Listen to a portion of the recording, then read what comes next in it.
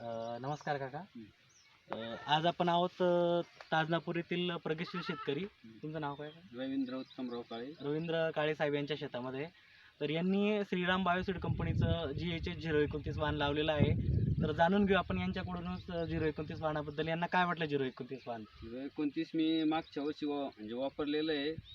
त्या हिशोबाने मला चांगलं वाटलं, ॲव्हरेज चांगलं आहे.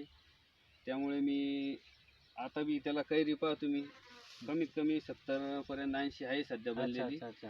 आणि त्याच्यासाठी बाबा जास्त खत पण नाही वापरले, 10-26 युरिया असं वापरून मला ॲव्हरेज चांगलं निघन असं आशा आहे. कैरी कशी वाटली तुम्हाला वाहनाची? कैरी एकदम छान आणि वजनाला चांगलं आहे म्हणते. आता याच्या उपर आता चांगलं आहेच वजनाला मी लावलेलं. फवारणीचा खर्च कसा इतर हायब्रिड सारखाच होता तुमचा की याच्यावर कसा वाटला? नाही, नॉर्मल 2-3 शिपण्या करेल मी, जास्त झालेला याच्यावरती.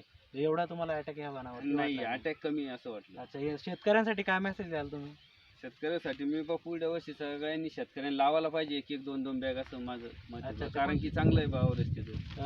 कोणत्या दुकानामधून बियाणं विकत घेत होतो तुम्ही? आपलं गणेश कृषी सेवा हा, गणेश कृषी सेवा केंद्र, ताजनापूर. ताजनापूर. चालेल, धन्यवाद.